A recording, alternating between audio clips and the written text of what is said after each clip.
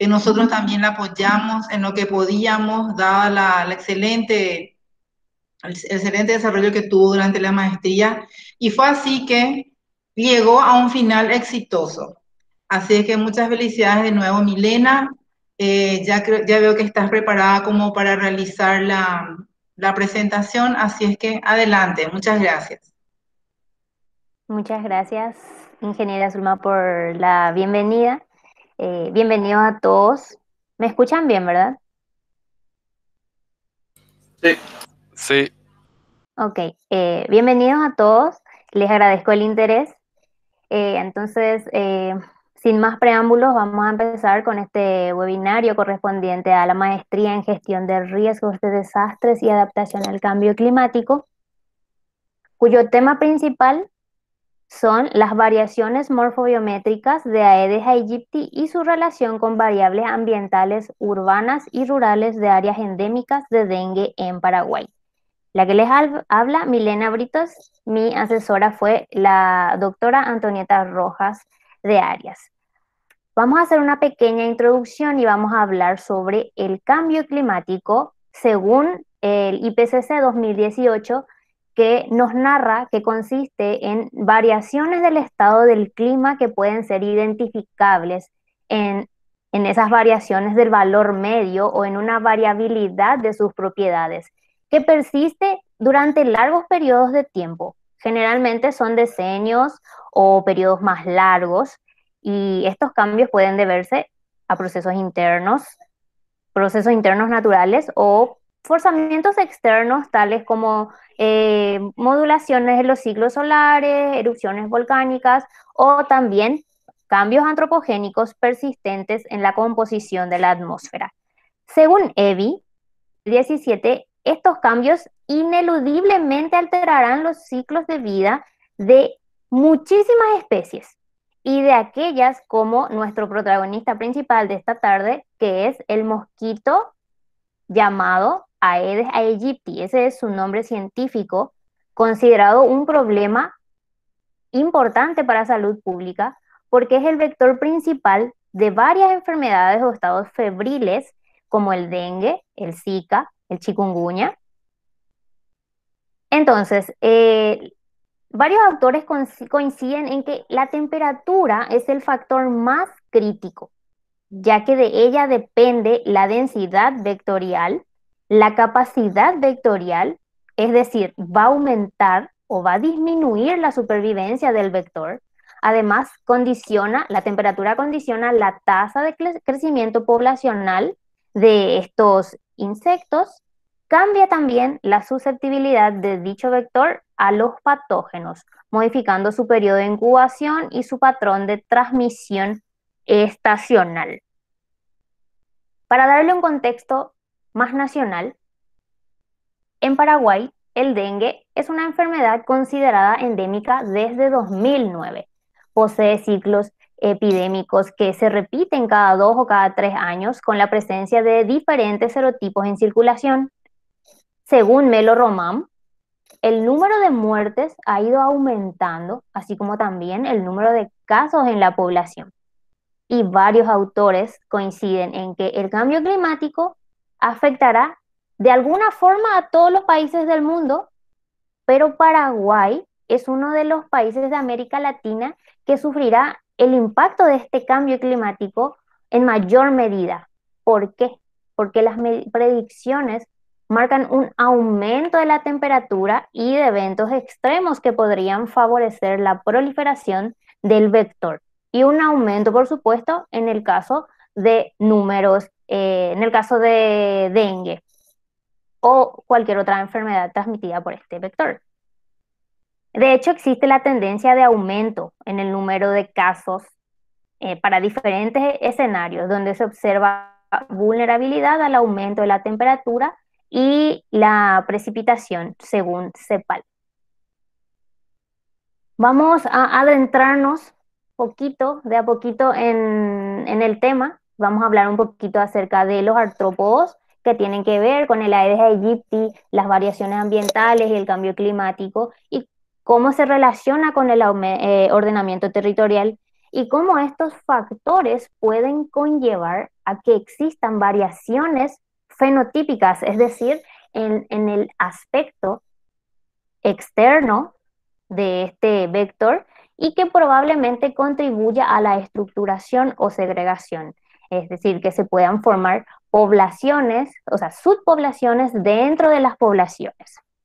Para empezar, los artrópodos, me imagino que todos les conocen, son un conjunto evolutivo de animales invertebrados, son los más numerosos del planeta, están adaptados a cualquier ambiente y sus características principales son que sus cuerpos y sus patas están segmentados y bien divididos en cabeza, tórax y abdomen.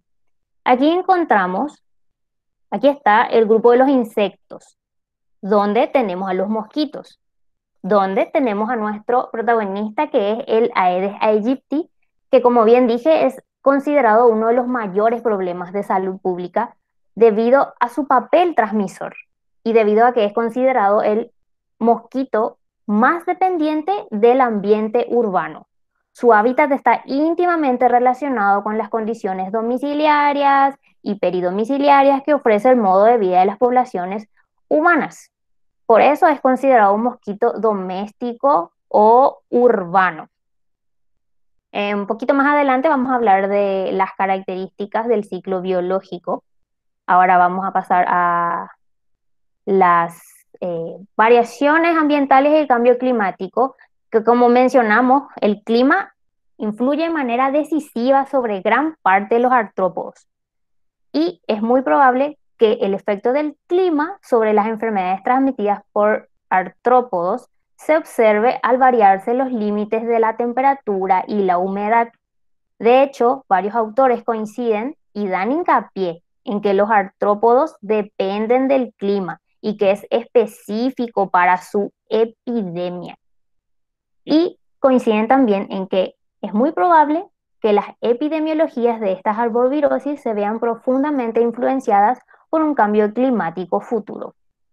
De hecho, Dash y colaboradores mencionan que, por lo tanto, por ejemplo, un aumento gradual de las temperaturas de la superficie, la urbanización descontrolada, las prácticas de riesgo y el comercio parece hacer que continuarán emergiendo nuevas arbovirosis en nuevas regiones, como los artrópodos dependen del clima. Después pasamos un poco a lo que es el ordenamiento territorial. ¿Qué tiene que ver el ordenamiento territorial con todo esto?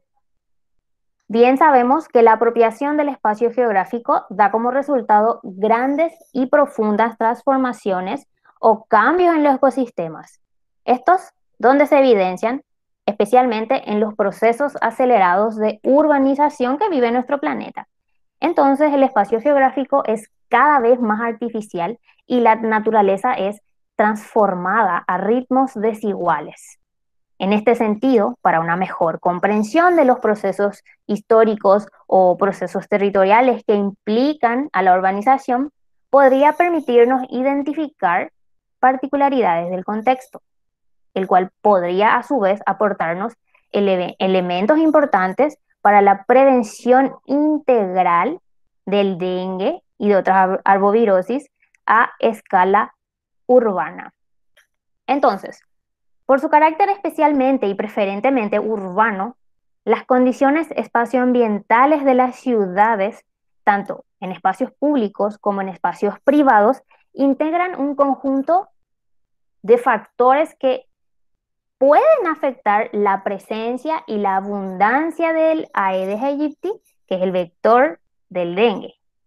Esto se puede evidenciar fácilmente en la mala disposición de los barrios, en las manzanas que se crean sin ningún tipo de ordenamiento territorial ni ambiental, ningún tipo de gestión ambiental y ocasiona sitios propicios para la prosperidad de estos insectos y por ende un mayor riesgo de dispersión y transmisión de enfermedades transmitidas por este vector. Entonces, estos factores pueden llevarnos a que existan variaciones fenotípicas y estructuración dentro de las poblaciones de una misma especie. Por ejemplo, G. Garamandi y sus colaboradores demostraron que las condiciones del hábitat provocan cambios en la morfología del vector. La densidad larvaria estaba íntimamente relacionado con la cantidad de alimento, con la temperatura y con la humedad. Es decir, ellos demostraron que existe una relación entre estas variables con respecto a las variaciones fenotípicas. Además, varios autores han demostrado que en lugares donde ocurren procesos de urbanización, la población de mosquitos de Aedes aegypti comienza a separarse o a diferenciarse desde el punto de vista estructural. Ocurre una estructuración poblacional significativa en los mosquitos de Aedes aegypti, lo cual está relacionado con los diferentes grados de urbanización de las áreas donde ellos colectaron los especímenes y su distribución geográfica también. Es decir, que los procesos de urbanización en esas áreas de estudio parecen jugar un papel importante en los procesos microevolutivos ocasionados por las modificaciones del medio ambiente que son provocadas a su vez por el hombre. Este es un pequeño videíto que muestra simplemente el ciclo de vida del Aedes aegypti. ¿Y por qué? ¿Por qué es importante tener en cuenta las condiciones ambientales? Le voy a sacar el sonido, voy a relatar yo. Los machos se alimentan de savia vegetal, pero las hembras son hematófagas. Necesitan alimentarse de sangre humana, porque existe una proteína en la sangre de los vertebrados que hace que sus huevos sean viables.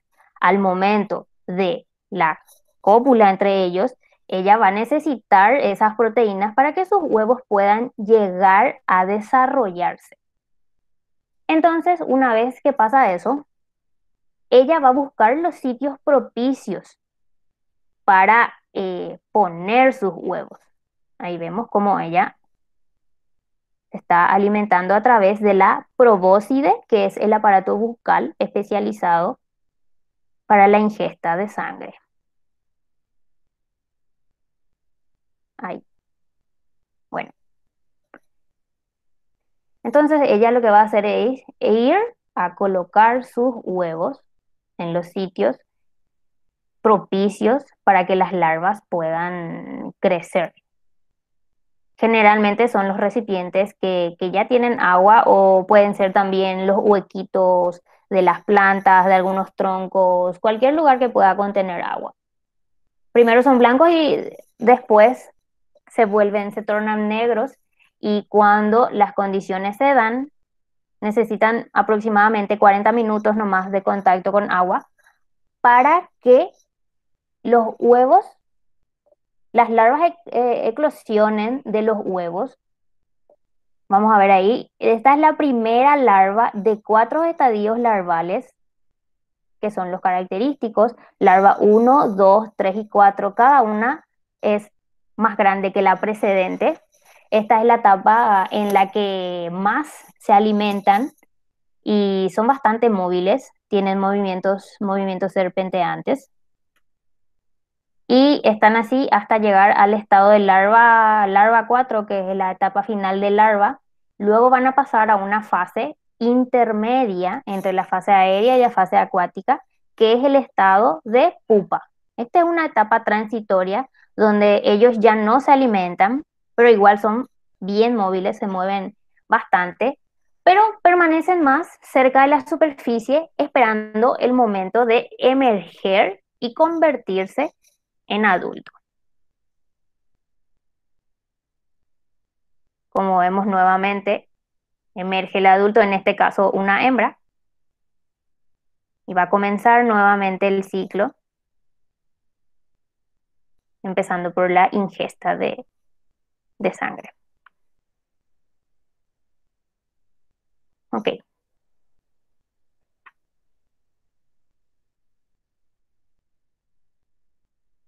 Estas son, para entrar en contexto, estas son las principales estructuras que tuvimos en cuenta para este trabajo. Tenemos acá el cuerpo segmentado de este insecto dividido perfectamente en tórax, perdón, y abdomen. Y el Aedes aegypti se diferencia por una marca en forma de lira que tiene en el tórax, que es esta que se ve acá. Esta es la distinción, o sea, la característica más resaltante de esta especie. Y nosotros para este trabajo nos valimos de estas partes principales más las alas. ¿Por qué surgió esta idea? ¿Cómo surgió la idea de investigación? Ya hablamos del cambio climático y cómo puede influir de manera significativa a nivel local.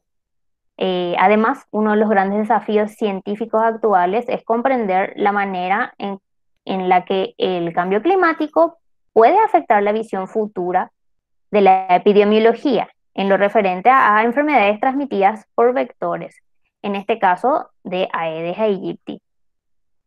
Además,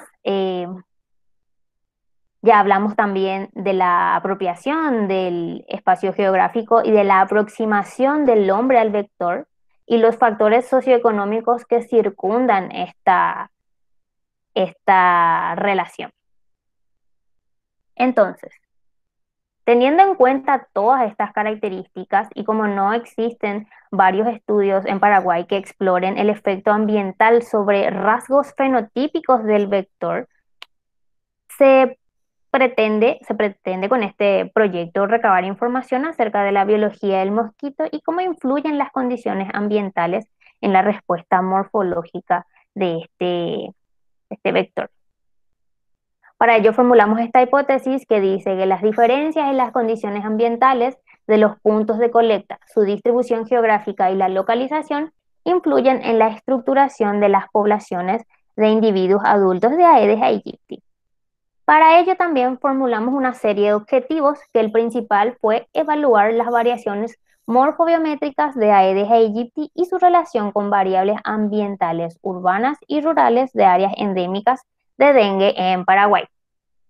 En base a esto, estandarizamos una metodología donde los especímenes utilizados son adultos de la especie Aedes aegypti, que provienen de 4 zonas geográficas distintas. Esas áreas geográficas son Asunción y los departamentos de Central y Alto Paraná. Central y Alto Paraná, los dos durante un periodo del octubre de 2019 a febrero de 2020.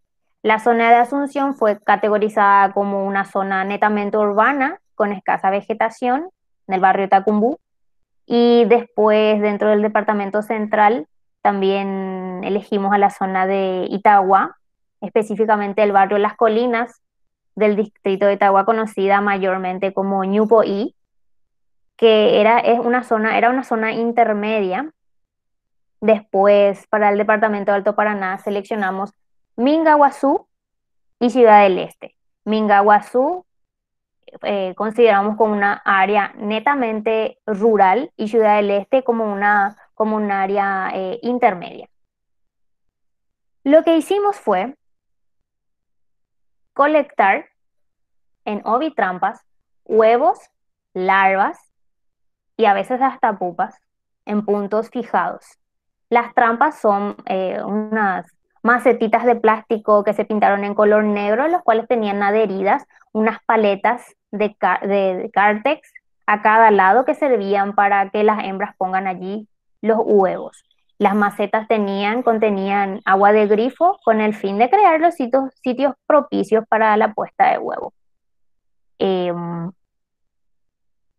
Cada trampa se dejó un máximo de 8 días en cada punto y posteriormente a esos 8 días fueron trasladados al insectario del Centro para el Desarrollo de la Investigación Científica, o CEDIC, donde se realizaron los demás pasos de la cría y el mantenimiento de los huevos, según la metodología R. Consoli y de Oliveira. Pasamos después a identificar esos individuos, si verdaderamente, una vez emergido el adulto, ¿verdad? Identificamos si realmente pertenecían a la especie Aedes aegypti y una vez confirmado eran fijados en alcohol al 80%. Pasamos a la morfometría lineal o clásica, donde lo que hicimos fue tomar mediciones de las estructuras de estos insectos. Utilizamos para ello un escalímetro digital y 240 individuos seleccionados. Todo este trabajo se hizo bajo lupa estereoscópica. Los datos relevantes fueron registrados en una planilla de campo y incluyeron a varios descriptores como el ancho y la longitud de la cabeza, la longitud de la probóscide, el ancho y la longitud del tórax, longitud de la lira, ancho y longitud del abdomen, etc. Después lo que hicimos fue utilizar estadística descriptiva para analizar la media y la variancia de los datos con el fin de obtener análisis exploratorios, ¿verdad? También utilizamos el software PAS 4.03 para aplicar los distintos análisis estadísticos, para comprobar supuestos y también para las pruebas post-hoc. Utilizamos también este mismo programa para realizar el análisis de componentes principales, o PCA, que busca reducir el patrón de variación de las variables originales, que en nuestro caso son 11 variables. Además, nos indica el porcentaje de variación de cada eje. También en este programa se hizo el análisis de variables canónicas para determinar si existen o no diferencias entre estas poblaciones. Una vez hechas todas las mediciones de las 11 variables a estos 240 individuos seleccionados, pasamos a la morfometría geométrica, que también su trabajo es medir, pero con una metodología distinta. Utilizamos una submuestra, usamos 160 individuos, machos y hembras, y lo que hicimos fue utilizar las alas izquierdas y derechas de cada individuo. ¿Cómo lo hicimos? Cada individuo fue sumergido en alcohol en una caja de Petri bajo lupa estereoscópica y se procedió a extraer cada una de las alitas, uno, por cada individuo. Y esas mismas alas fueron montadas en una lámina y tratadas con solución de Faure para evitar que las alas se rompan o se fisuren o se rajen, porque la morfometría geométrica no permite que las muestras estén dañadas. Una vez que hicimos todo el montado de las alas, que fueron 160 pares de alas, es decir, 320 alas fijadas, los datos se dividieron en hembras y machos otra vez, pero en alas izquierdas y derechas. Un siguiente paso es tomar fotografías o adquirir imágenes de cada ala para poder después digitalizarlas. Entonces lo que hicimos fue fotografiar las alas, cada ala con un dispositivo celular que tenía una resolución de 13 megapíxeles.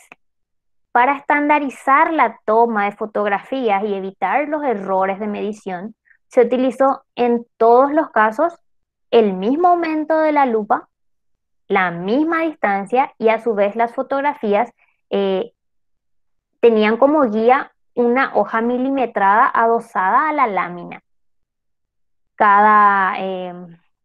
Con el fin de obtener una escala en cada foto. Y esa escala era de 1 milímetro cada una. Posteriormente, lo que debe hacerse es, una vez que sacamos todas las fotos, debemos seleccionar y digitalizar landmark. ¿Qué son los landmarks? Son puntos anatómicos homólogos o puntos de referencia En este caso son de tipo 1. Hay 3 tipos de LATMAR, pero estos son de tipo 1 que corresponden a puntos de homología biológica. En este caso, puntos de homología anatómica, que son las nervaduras de las alas de estos insectos. Obviamente, después de una correspondiente búsqueda bibliográfica referida a dípteros y específicamente a mosquitos de Aedes aegypti, se seleccionaron 18 LADMAR y la digitalización se realizó en el programa TPS-DIC-2 desarrollado por Rolf en 2005. Cada LADMAR tiene un nombre que corresponde al nombre de la vena. Por ejemplo, para dar un ejemplo nomás, el LADMAR 1 corresponde a la vena radial y la abreviación es una R. El LADMAR 2 corresponde a la vena subcostal y tiene otra vez una abreviación. Después lo que hicimos fue traspasar todos los datos de la selección y digitalización del LADMAR a 2 programas o 2 software. Utilizamos nuevamente PATS 4.03 para aplicar todos los análisis estadísticos y también utilizamos en este caso Morpho-G para obtener análisis exploratorios, también estadísticos, hacer el análisis de procrustes, que es un paso esencial y primordial en la morfometría geométrica. ¿Por qué? Porque con el análisis de procrustes superponemos cada fotografía una sobre otra y eliminamos errores de medición como errores de rotación, de escala, etc. Y podemos determinar presencia de outliers. ¿Qué son los outliers? Son puntos anatómicos, básicamente son puntos o landmark que están mal puestos. También sacamos el tamaño del centroide que corresponde a la variable tamaño mediante boxplot y se aplicó análisis multivariado entre los datos para determinar distancias y agrupación por similitud entre los individuos de las poblaciones evaluadas. Para ello hicimos un dendrograma empleando el método UPGMA con un índice de similitud de Bower debido a los datos, debido a la naturaleza de los datos que eran continuos. A ver. En cuanto a las variables ambientales, para la obtención y el procesamiento de estos datos, primero se partió de la localización georreferenciada de las viviendas donde se colocaron las ovitrampas, porque las trampas se colocaron en viviendas, que fueron los puntos centinela, puntos de captura centinela de estos individuos. Utilizamos una aplicación para tomar los puntos y luego lo transportamos al software de QGIS para realizar los mapas correspondientes, etc. En torno a cada trampa se determinaron distancias de 100 a 200 metros o más si fuese necesario para completar los puntos de captura que necesitábamos para este trabajo. Teníamos valores de temperatura y humedad que se obtuvieron de las bases de datos de la Dirección de Meteorología e Hidrología de las estaciones correspondientes a ambos departamentos y también índices de vegetación y de humedad. Las estaciones meteorológicas que fueron usadas corresponden a estaciones convencionales con datos diarios de temperatura máxima y datos diarios de porcentaje de humedad relativa correspondientes a la estación de Asunción para lo que fue Asunción y Departamento Central y utilizamos la estación del aeropuerto Guaraní para el departamento de Alto Paraná, en el caso de Ciudad del Este y Mingaguazú. En cuanto a los índices de vegetación-humedad, se utilizó Sentinel-2, que es un instrumento multiespectral de nivel 2, cuyo proveedor de datos es la Unión Europea, y luego se calculó en Air Engine con el método de Normality Difference. Lo que se hizo después fue, en el programa de R, realizar un análisis de clúster o conglomerados, siendo esta una técnica de estadística multivariante que busca agrupar las variables, tratando de lograr la máxima homogeneidad o diferencia entre los grupos. Una vez que hicimos eso, se realizó el DAPC o análisis discriminante de los componentes principales, que buscaba discriminar los individuos en grupos bien definidos y determinar así entre los individuos de las diferentes poblaciones cuál de las variables morfométricas son las que resaltan y con ellas aplicar la regresión a través del modelo lineal bivariado ofrecido también por el programa PAS 4.03. Los resultados indican que efectivamente existe la presencia de individuos de Aedes aegypti en la capital del país y en los departamentos seleccionados para este trabajo. Los análisis posteriores indican que existen diferencias significativas según los test dentro de las poblaciones, es decir, intrapoblacionalmente. Así también diferencias significativas extrapoblacionalmente, es decir, entre las poblaciones de diferente origen.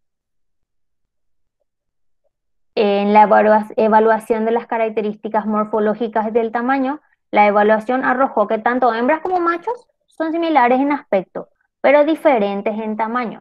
Las hembras son superiores a los machos en algunas estructuras, como por ejemplo en la longitud del abdomen, no así en la longitud de la probóscide, que es el aparato chupador.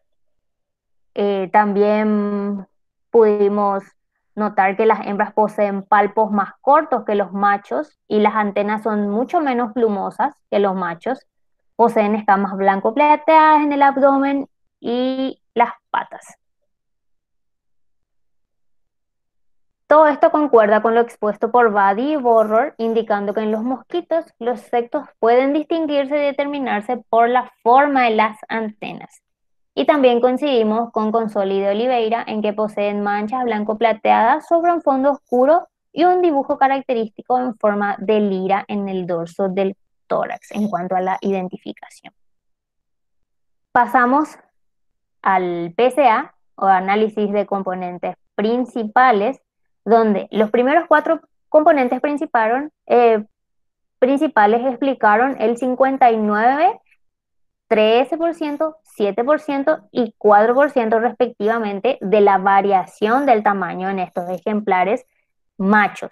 Esta figura 3 corresponde a los machos de las 4 poblaciones en estudio. Las características que más resaltan como variante en los PCA de los machos son el tarso de las patas traseras y la longitud del abdomen. Este es el PC3 y PC4 también de los machos.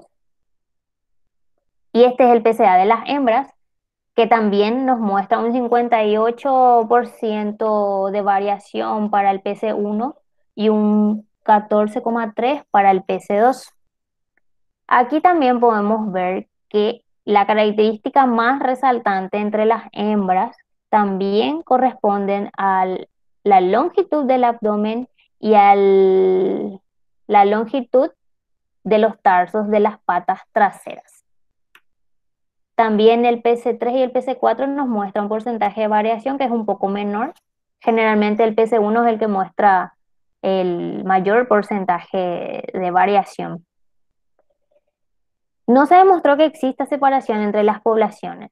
No obstante, no se descarta del todo, ya que se encontraron valores atípicos en cuanto al tamaño del centroide que pudimos ver en el gráfico de Boxplot cuando evaluamos las características morfológicas. Los llamamos valores atípicos porque esos datos fueron revisados y no se encontró error aparente en las mediciones. Coincidimos con Micheli en que se puede afirmar que diferentes poblaciones de un mosquito vector pueden diferir entre sí. Logramos también con el PCA reducir las 11 variables dependientes a 3 principales, según nuestro PCA, que son el largo del abdomen el largo de la probóscide y el largo del tarso de las patas traseras. Ya en 1998, Tsumanouchi Trapón ha atribuido la capacidad vectorial de la Aedes aegypti a un efecto de su tamaño. Al tener una mayor capacidad de ingesta sanguínea, también aumentaría su capacidad de transmisión. Por otro lado, otros autores consideran que a mayor tamaño existe mayor longevidad y capacidad de transmisión vectorial. Eso podría explicar por qué las hembras tienen el abdomen mucho más largo que los machos. Este es el análisis de discriminantes del grupo de los machos. El azul corresponde a la población de Asunción, el verde a Itagua, el negro a Mingaguazú y el naranja a Ciudad del Este. Como vemos, aquí la población de Itagua es la población que más se segrega de las restantes poblaciones. No obstante, se solapa con algunos puntos de la población de Ciudad del Este, indicando que presentan algunas similitudes, obviamente, porque pertenecen a la misma especie. En el caso de las hembras, no se observa una marcada separación o una estructuración muy marcada entre las poblaciones de estudio.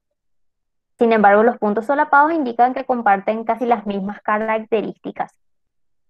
Pero Asunción es la que muestra en este análisis una mayor variación de tamaño en comparación a las restantes.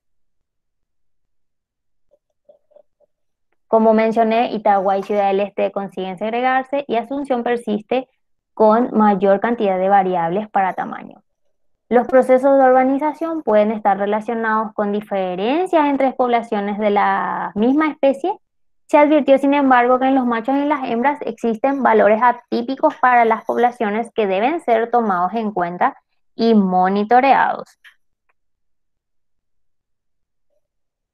Una vez concluido los análisis de la morfometría clásica, pasamos a la morfometría geométrica, que se centró en el análisis de machos y hembras de todas las poblaciones. Lo que hicimos primero fue un análisis exploratorio para determinar si existen o no en los datos crudos presencias de outliers, que son datos fuera de rango por error de la digitalización. Y se revisaron y no se observó error aparente en la digitalización de las alas de los ejemplares de este estudio. Este es el análisis de superposición de procrustes. Estos son los 18 landmarks o puntos homólogos utilizados para el estudio. Cada uno arrojó 2 coordenadas en el espacio porque estamos viendo que es en 2D. Genera una superposición de landmark que a su vez genera una matriz de covarianza necesaria para los demás análisis en el grupo de las hembras y los machos. Como mencioné, este es un paso importantísimo dentro de la morfometría geométrica porque eliminamos varios errores de medición que pueden arrojarnos resultados Pinocho. Dentro del tamaño del centroide de las alas de machos, porque los dividimos, recuerden que dividimos el estudio en machos y hembras. Entonces primero vamos a hablar de los machos y luego de las hembras. Podemos ver que si hablamos de diferencias significativas dentro de las alas izquierdas por separado de las alas derechas, no hay tanta diferencia en cuanto al tamaño. Pero si lo vamos a analizar juntos, izquierdas y derechas, vemos que existe cierta variación en cuanto al tamaño de las alas de estos insectos. Encontramos estos valores atípicos en las poblaciones que al ser revisados no se encontraron error aparente, por eso los llamamos valores atípicos. Hicimos lo mismo, determinamos el PCA, este es el PCA de las alas izquierdas de los machos y como vemos hay superposición entre los puntos, lo que indica alta similitud en la forma del ala. Sin embargo, encontramos variación en varios landmarks. Por ejemplo, en la vena radial, en la vena subcostal, radial media 1, que corresponden a los landmarks 1, 2, 14, 17 y 18. Podemos ver en este pequeño videíto cómo evidenciamos con el software dónde se encuentran los puntos que varían. Ahí yo me voy al PC1 y nos muestra dónde podrían estar los landmarks variados. Y van a ver cómo la forma cambia cuando cambia también el PC, o sea, el componente principal. Nos vamos otra vez al PC1 y vemos que efectivamente hay un cambio en la forma que corresponden a los landmarks que mencioné. Hicimos lo mismo para las alas derechas de los individuos y también aquí notamos que existen variación en algunas venas que corresponden a los landmarks 1, 2, 15, 16 y 18 respectivamente. El PC1 nos mostró el 23,6% de variación y el PC2 un 20,3%. Nuevamente tenemos aquí un pequeño videíto que nos muestra cómo va variando la forma si cambiamos de PC y dónde se encuentra esa variación.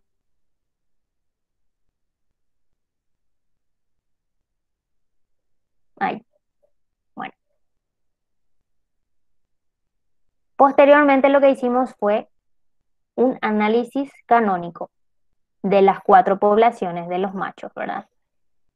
La figura 13 corresponde a las alas izquierdas y la figura 14 corresponde a las alas derechas.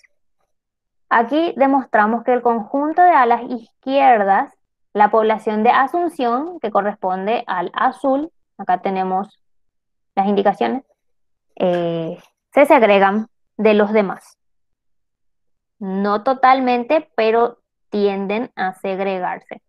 En cuanto a las alas derechas, perdón, notamos que Mingaguazú se solapa con muchos puntos, pero que nuevamente Itagua es el que más o menos se intenta segregar de esta población y que tiene una diferencia con respecto a las demás poblaciones. Eso es en cuanto a los machos. Luego lo que hicimos fue hacer el mismo procedimiento, pero para las hembras. Aquí podemos notar nuevamente que si analizamos las alas izquierdas por separado y las alas derechas por separado, no existe diferencia significativa entre ellas, pero si la analizamos en conjunto, vemos que existe un porcentaje de asimetría entre las alas de un mismo individuo. Esa asimetría no fue evaluada en este trabajo, ya que no era el fin del objetivo. Pero es importante resaltar.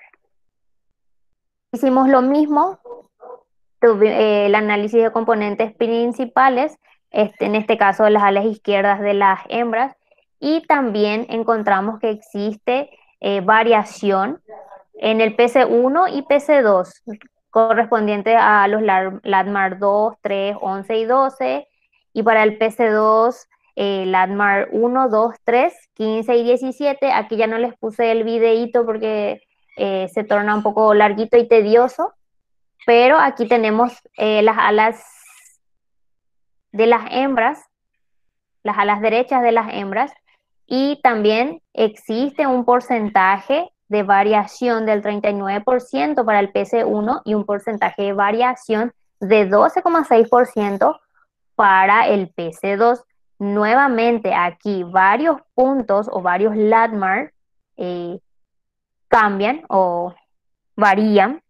Estos landmarks son 11, 12, 14, 16 y 17, fenómeno que ciertamente se puede observar también en el análisis de Procrustes. También hicimos el análisis canónico de estas poblaciones y aquí sí, claramente podemos ver cómo Itagua casi está separado por completo de las demás poblaciones. Es más, podríamos decir que tenemos 3 grupos diferentes. Por un lado tenemos a Itagua, que está bastante separado de los demás. Después tenemos a Asunción, que también se separa de las restantes poblaciones, y luego tenemos este grupo bastante homogéneo entre Mingaguazú y Ciudad del Este. Lo mismo tenemos para las alas derechas. Acá podemos ver también cómo las poblaciones tienden a segregarse, tienden a separarse, especialmente Asunción y también Itagua. Entonces podríamos decir que sí existe cierta eh, estructuración o cierta segregación entre los grupos. Esto se evidencia claramente aquí en este dendrograma basado en distancias más a la novis, donde podemos ver que Itagua está casi por completo separado de estas poblaciones. Y estas dos poblaciones de Minga y Ciudad del Este son las que comparten las características, algunas características similares. Para hacer este dendrograma nos basamos solamente en las hembras debido a su papel transmisor, debido a que es ella la que transmite diferentes tipos de enfermedades y debido a que encontramos este patrón en el análisis canónico de separación en el grupo de las hembras. Como mencioné, utilizamos solamente las hembras.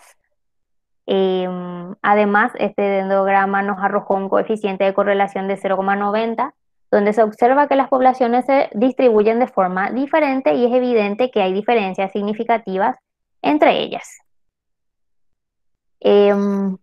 Nuestros estudios mostraron que en machos existen variación en los LADMAR, que corresponden a los LADMAR 1, 2, 15, 16 y 18, especialmente en la población de Itagua respecto a las demás poblaciones, y también encontramos variación en las hembras, coincidiendo con Garzón y colaboradores, donde ellos encontraron variación en los LADMAR 2, 4, 9, 10, 12 y 13, y también encontraron deformación en la zona central del ala. Es decir, si vamos a traspolarlos a las alas que estamos estudiando, esa zona central corresponden a los LADMAR 14, 15, 16, 17 y 18.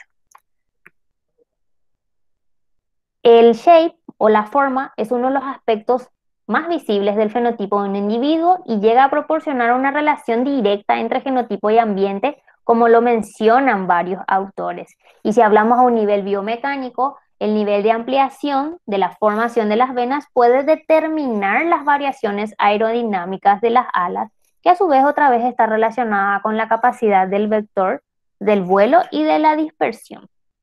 Por último, lo que hicimos fue establecer relaciones entre las variables morfométricas y las variables ambientales. Por un lado, hicimos primero las medidas lineales y luego las medidas geométricas.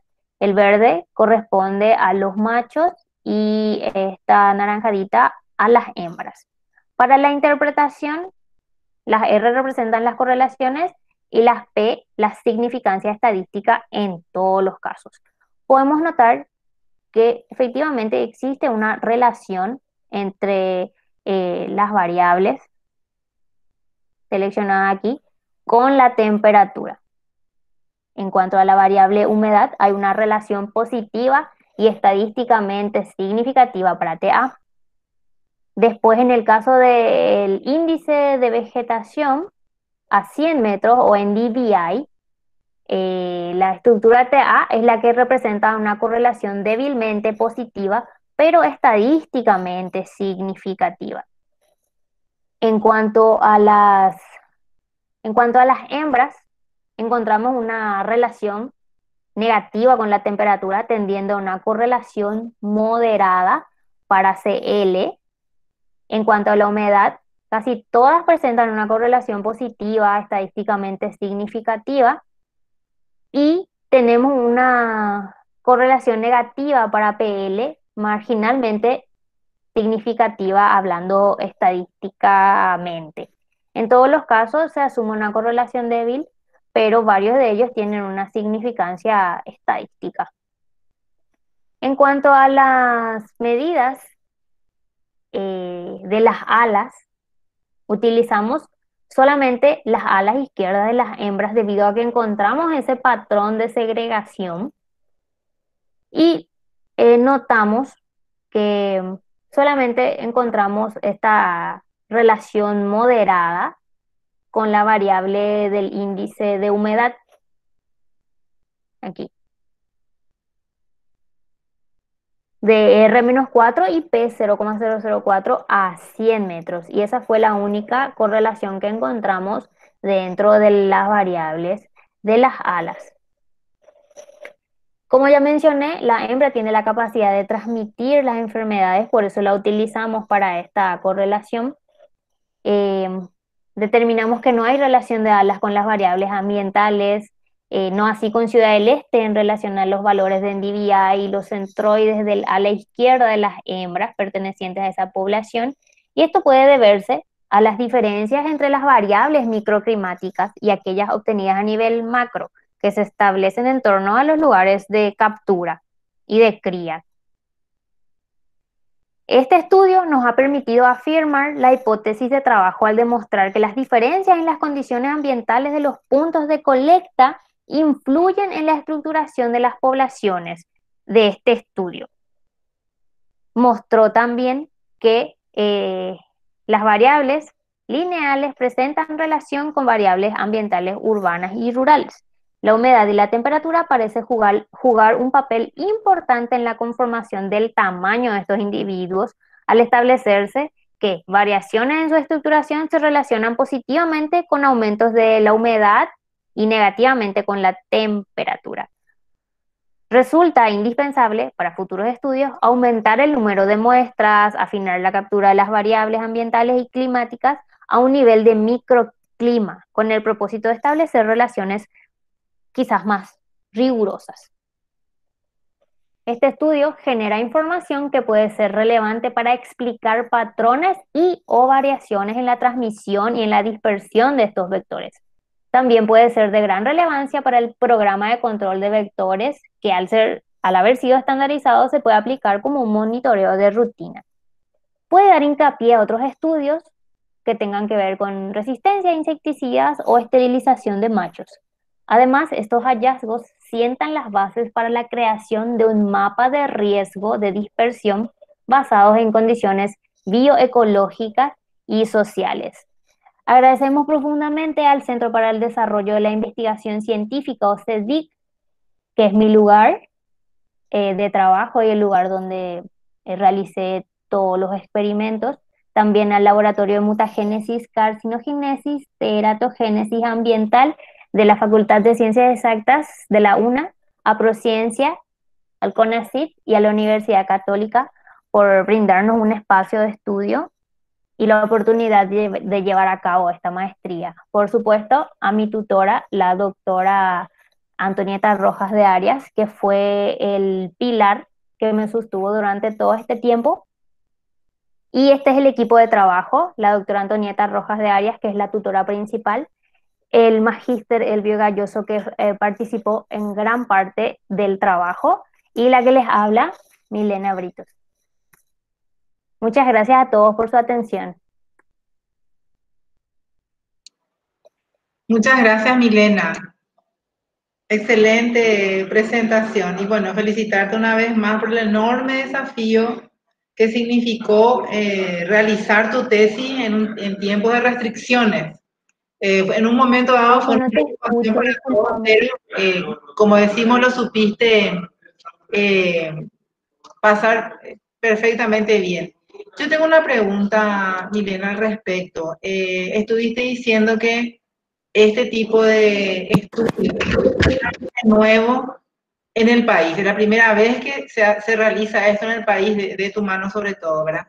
¿Cómo está este tipo de estudio desarrollado? ¿Qué otro tipo de resultados arrojó? Sobre todo en los países limítrofes que tienen nuestra misma problemática de dengue, zika y chikungunya.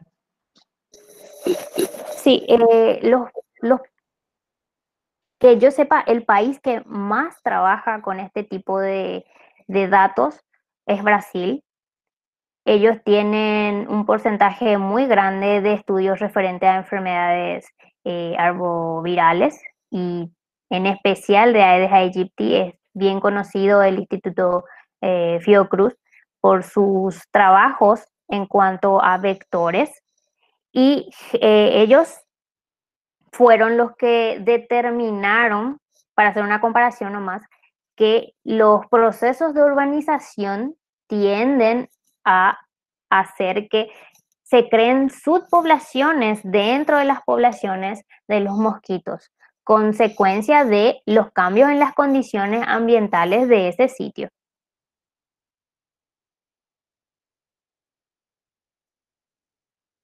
Y Milena, en base a los estudios que realizaste, ¿cuál sería el siguiente paso para seguir avanzando en esta línea según las observaciones que realizaste? El siguiente paso para mí es afinar la toma de muestras de las variables ambientales y aumentar también el número de especímenes, ¿verdad?, utilizados.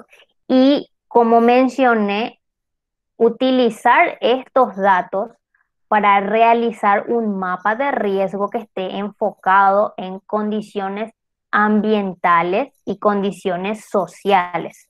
Porque hablamos no solamente, el dengue es un problema no solamente de salud pública, es un problema social.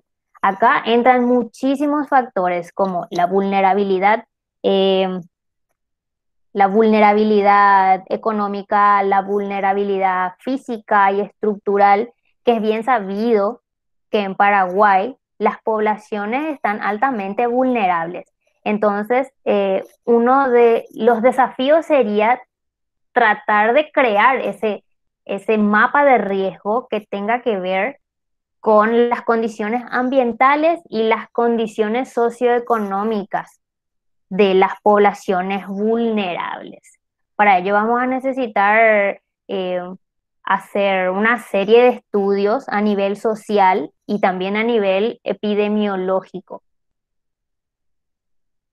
Y Milena, ¿tendría algún tipo de relación o habría que volver a estudiar o afinar ese estudio que decís? En relación al clima, por ejemplo, estamos ahora entrando en verano, se están agudizando los casos de dengue, que en invierno, ¿tiene eso algo que ver o se puede seguir en esta línea, digamos, de recolectar más muestras y asociarlo también con el clima?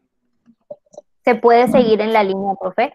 De hecho, la idea original de este trabajo era hacer una colecta mucho más amplia que incluya al menos 3 estaciones.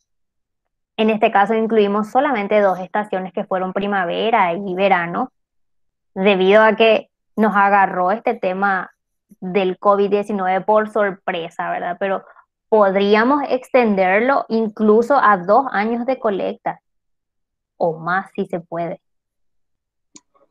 Perfecto, ese ya va a ser el tema para tu doctorado, Milena. Ojalá. Agradezco muchísimo el tiempo que te tomaste para realizar esta presentación.